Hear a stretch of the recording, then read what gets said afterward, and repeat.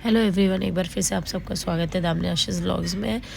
तो कुछ ऐसे इश्यूज़ थे, मैं बाद में बात करूँगी उसके बारे में। आराध्या के बर्थडे पे हमारा ट्रिप कहीं और था, but because of some this war हमने अपने ट्रिप को थोड़ा सा पोस्टपोन किया। कैंसिल नहीं हुआ, पोस्टपोन किया हुआ है, क्योंकि पेमेंट ऑलरेडी हमारा वहाँ हो चुका है जहाँ हम जाने वाले थे।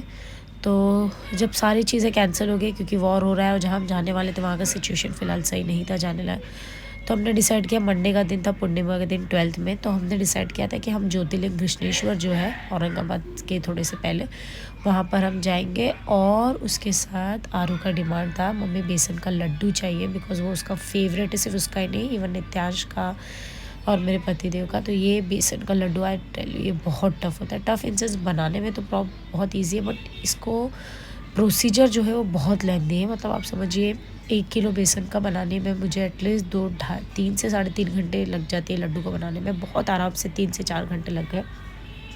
तो पहले जितना घी था उतना ही बेसन लेकर मैंने बहुत अच्छे से, मतलब आप समझिए कि आधे किलो बेसन को अराउंड 45 टू 50 मिनट्स तक मैंने प्रॉपरली फ्राई किया था। तो ये उसको भूनने में, और ये बहुत पेनफुल हो जाता है बिकॉज ये इतना स्टफ़ हो जाता है ना, और आपको इसको तब तक स्टीर फ्राई करना है जब तक ये थोड़ा सा घी वापस से छोड़ना स्टार्ट नहीं कर दे। बहुत ज़्यादा घी भी नहीं होना चाहिए, अदरवाइज़ आपको समझ में नहीं आएगा कि वो फ्राई हो चुका है या नहीं हो चुका है। एक स्मेल भी होती है बेसन के फ्राई होने की। तो पहले थोड़ा सा घी, मतलब जितना आप बेसन ले रहे हो उतने प्रोपोर्शन में आप घी भी लीजिए, तो काफ़ी अच्छा टेस्ट आता है उसकी वजह से। तो घी, उसके बाद बेसन को बहुत अच्छे से फ्राई करने के बाद अब ये मेरा बेसन जो देखेंगे आप, थोड़ा थोड़ा घी अब ये छोड़ चुका है। और लास्ट के जो 5 मिनट्स होते हैं वो मैं फास्ट करके करती हूँ, ताकि उसमें थोड़ी सी रेडनेस आ जाती है और टेस्ट बहुत अच्छा आता है। हमारे यूपी में इसको सोन सोन बोलते हैं। तो ये फाइनली प्रोसीजर रेडी हो गया था। यहाँ पे मैंने 2 बार में किया था ये। फिर उसके बाद में यहाँ पे ये इलायची और शक्कर को ब्लेंड करके मैंने डाला था, और ये सबसे बड़ा ट्रेजेडी मेरा हुआ था, बिकॉज़ ये पीसी हुई शक्कर थी जो हम लेकर आए थे, मतलब मेरे हस्बैंड लेकर आए थे। और वो जहाँ से लेकर आए थे, टेल यू, आप देख सकते हो कि वो इतने क्लम्स बन गए थे, मोटे मोटे, कि मुझे इसकी वजह से जो मेरे 3 घंटे का काम था, मतलब मैंने ये बनाना 9 बजे स्टार्ट किया था एंड 12:45 को मेरा ये कंप्लीट हुआ था लड्डू। 9 बजे से कंटिन्यू, वो इतना स्टफ़ था कि इसको तोड़ने में बहुत ज़्यादा टाइम चला गया।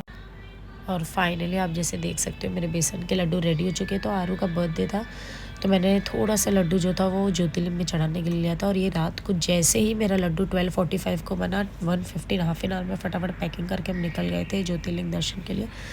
और ये मॉर्निंग में वहाँ पे पहुँचने के बाद ये नज़ारा है, मतलब ये ऑलमोस्ट वहाँ पे कुछ 5 o'clock के आसपास का टाइमिंग। इतना सुंदर था, इतना सुंदर ये लग रहा था ना, मतलब सनराइज़ एंड सनसेट दोनों ही मैंने इस पूरे के पूरे जर्नी में बहुत अच्छे से अब देखा। उसके बाद ये फाइनली हमने कुछ 4 to 5 आवर्स के लिए, मतलब पूरी नाइट ट्रैवलिंग किया था, तो थोड़ा सा रेस्ट करना था, तो एक सिंपल सा रूम हमने ले लिया था। तो ये हमारा वो रूम था जो हमने 5 आवर्स के लिए लिया था। कॉस्टिंग वहाँ पे थोड़ी सी ज़्यादा है, बिकॉज सीज़न चल रहा है, बट वहाँ पे लोग बहुत ज़्यादा अभी नहीं है। तो ये फिर ये नॉर्मल सा रूम था। जा रहे हैं हम मंदिर। और जब भी आप घृष्णेश्वर जाना ना, एक चीज़ मैं आपको ज़रूर बता देती हूँ, यहाँ पे ये जो लेडीज़ आप देख रहे हो ना, ये आपको पहले बुलाएंगे, बोलेंगे 20 रुपीज़ का, 20 रुपीज़। और जैसे ही आप पहुँचोगे, इसके अंदर वो 3-4 सामान डाल देंगे और बोलेंगे मैडम 210 हुआ। अब आपको वो इस तरीके से कन्विंस कर देंगे कि आपको होगा लेके जाइए। अभी जैसे यहाँ पे आप देख रहे हो, वो एक केले का कुछ तो फूल होता है जिसको हमें कमल फूल बताकर उन्होंने भेज दिया था, पर हमने बोला ठीक है, दर्शन कर लिए। फिर दर्शन करके आने के बाद थोड़ा सा हमने 2 घंटा रेस्ट किया था। और ये वहाँ से आने के बाद मैं बाहर साइड पे, मतलब जो हमने होटल लिया था उस होटल के बालकनी का ये एरिया था, इतना पीसफुल लग रहा था, मतलब लिटरली मुझे गांव की याद आ गई थी।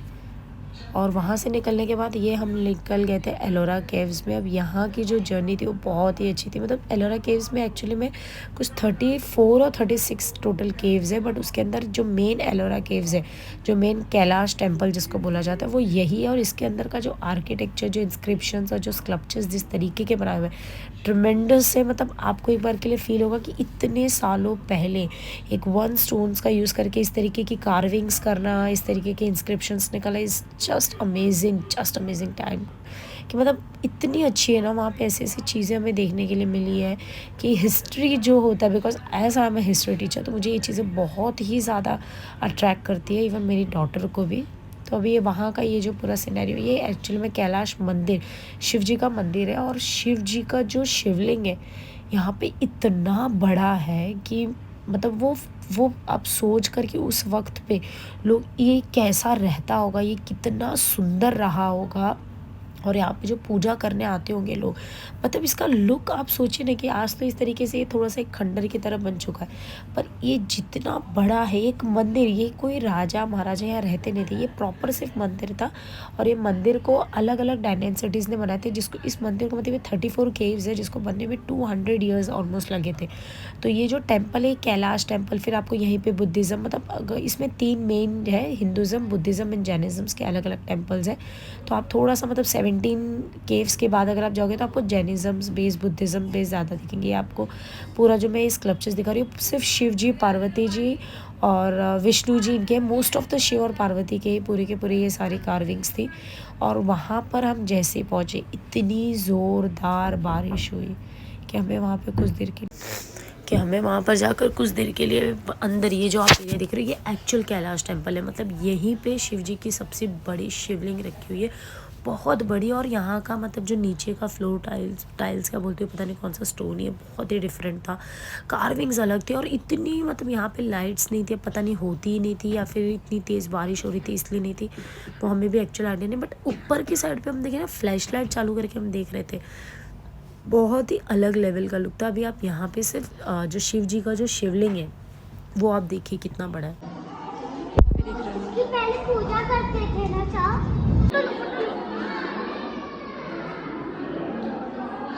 ले लिया, नंदी जी भी है नीचे। सबसे पार्वती है। यहाँ पे नंदी जी है।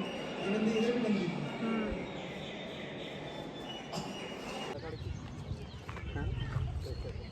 कितना लगा?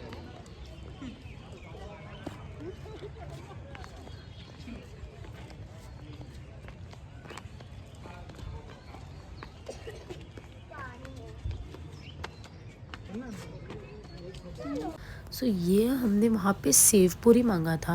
तो टिपिकल जो आपको बॉम्बे का सेव पूरी मिलता है वो बहुत अलग होता है, बट ये पता नहीं उन्होंने क्या डाला था, उनका होममेड कुछ 2-3 उन्होंने मसाले डाले थे जो बहुत ही अलग टेस्ट था। इवन मैं तो उसको सेव पूरी मानने से रेडी नहीं थी, मैं इसको चटपटा पूरी बोल रही थी। और ये जब हम वहाँ से निकल रहे थे सो उस वक्त का ये क्लाउड है, जिस तरीके से आप देख सकते हो बारिश बहुत ज़्यादा तेज़ हो चुकी थी, मैंने रास्ते में भी बारिश काफ़ी ज़्यादा हो रही थी।